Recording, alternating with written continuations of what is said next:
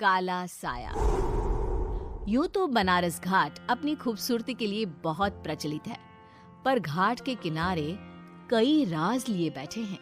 ये कहानी शुरू होती है बनारस के घाट के पास बने ममता निवास से, जहां प्रिया लाल जोड़े में ममता के घर उसकी बहू बनकर आती है। आओ आओ बहू, घर को अपने पैरों से पवित्र करो। ममता घर की दहलीज पार कर ही रही होती है कि अचानक एक बहुत गंदी सी बास पूरे घर में फैल जाती है।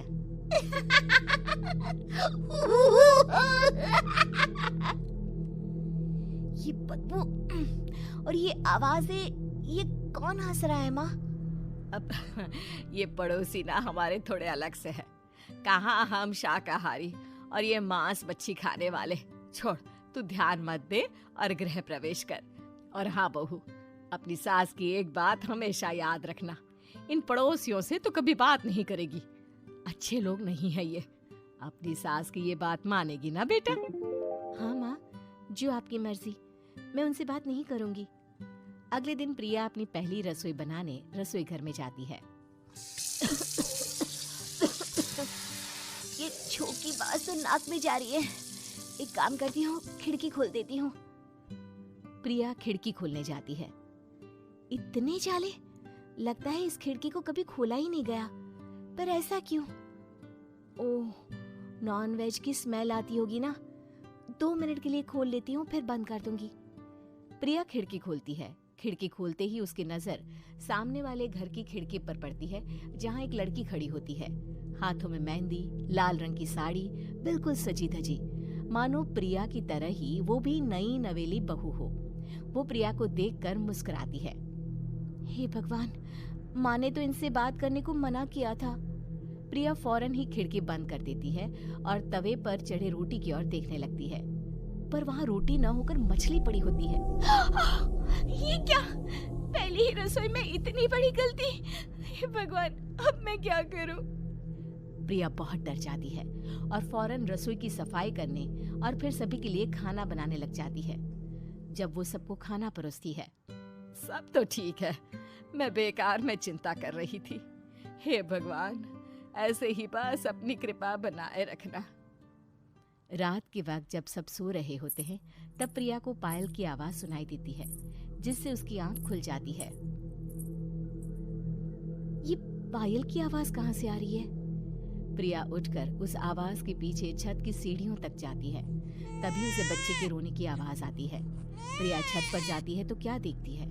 वही लाल साड़ी वाली लड़की अपनी गोद में एक नवजात बच्चे को घुमा घुमा कर सुला रही है। तभी प्रिया की नजर उसके पेट पर पड़ती है। ओह गॉड, ये तो प्रेग्नेंट भी है। सुनिए, बच्चा सो नहीं रहा है क्या?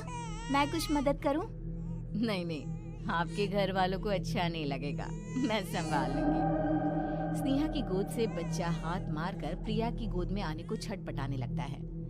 दोनों घर अगल बगल में बने होने के कारण प्रिया उस बच्चे को गोद में ले लेती है। प्रिया के पास आते ही वो सो जाता है। बच्चे का वो स्पर्श रात भर प्रिया भूल नहीं पाती और अगली सुबह वो छत पर कपड़े सुखा रही होती है। तभी उसे एक औरत इशारा करके बुलाती है। स्नेहा कह रही थी बाबू तुम्हारी गोद में आते ही सो गया। मैं गौरी, स्नेहा की माँ हूँ। बहू, घर आना, बाबू को खिला भी लेना। शाम को जब घर पर कोई नहीं रहता, बच्चे से मिलने के लिए प्रिया छिपकर अपनी पड़ोसन के घर चली जाती है और कुछ देर बच्चे को खिलाकर वापस लौट आती है। इसके कुछ दिन बाद ही प्रिया को पता चलता है कि वो माँ बनने वाली है।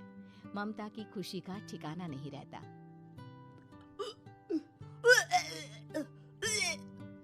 माँ जी, पता नहीं क्यों उल्टी आ रही है। प्रिया भागती हुई वॉशरूम में जाती है तो हरे और लाल रंग की उल्टी करती है। उस उल्टी में से कीड़े निकलते हैं। ये क्या? खून और ये कीड़े! माँ! माँ! प्रिया की आवाज सुनकर ममता दौड़ कर आती है, पर बेसिन में कुछ नहीं होता। प्रिया हक्की बक्की रह जाती है। ये सब क्या हो रहा है? प्रिया घबरा जाती है और अपने कमरे में जाकर सो जाती है। डर के कारण वो इतनी थक जाती है कि उसकी आंख लग जाती है। तब उसे ऐसा लगता है उसके पेट पर मानो कोई बैठा हुआ हो। कौन हो?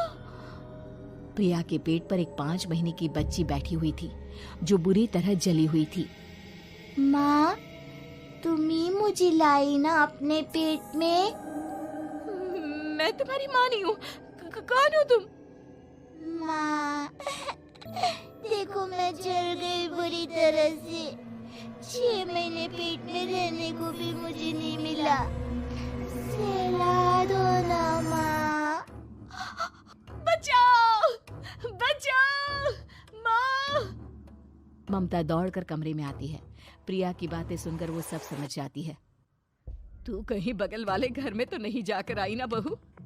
मुझे माफ कर दो, मैं गई थी माँ। उस घर में सब मरे हुए हैं बहू। कई साल पहले स्नेहा उस घर में बहू बनकर आई थी। कुछ ही दिन में वो एक बच्चे को जन्म देने वाली थी। पूरा घर बच्चे के आने की खुशी में खोया था कि एक दिन अचानक उस घर में आग लग गई। सब बुरी तरह जलकर मर गए। गौरी आज भी दादी बनने का इंतजार कर रही है और इसीलिए स्नेहा ने अपना अजन्मा बच्चा तुम्हारी कोख में डाल दिया। ममता ये कह रही होती है कि पीछे से उसके पैरों को एक बच्चा पकड़ लेता है। दादी, दादी। माँ, स्नेहा की गोद में यही बच्चा था। ये बच्चा कौन है फिर? तेरी मौत है। तेरी भी दादी। जिस चीज का ममता को डर था वही हो गया। ममता निवास के ऊपर मौत ने चादर बिछा दी थी। प्रिया का पेट ऐसे बढ़ जाता है मानो 9 महीने का हो। 2 हाथ उसके पेट से बाहर निकलते हैं। बहू, संतोष को फोन कर, किसी पंडित जी को बुला बहू। प्रिया का पति भागता हुआ घर आता है। ये तो होना ही था माँ। तेरा पाप तेरे सामने आ गया तो तू सह नहीं पा रही है। स्नेहा घर में आग लगी नहीं थी, माँ ने लगाई थी, प्रॉपर्टी की लालच में। और वो बच्चा मेरी पहली पत्नी का बच्चा है, मेरा बेटा, जो कि उस आग की चपेट का शिकार हो गया था। मैंने तुमसे ये सब माँ के कहने पर छुपाया था। मुझे माफ कर दो प्रिया। तुम अगर चाहो तो यहाँ से जा सकती हो।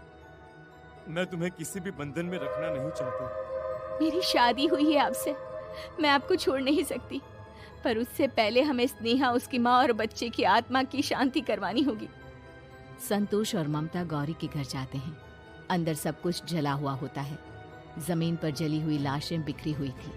ममता रो रो कर अपनी करने की माफी गौरी से मांगती है। प्रिया स्नेहा के घर वालों का अंतिम संस्कार करवा देती है और ममता निवास फिर से आत्माओं के साए से मुक्त हो जाती है।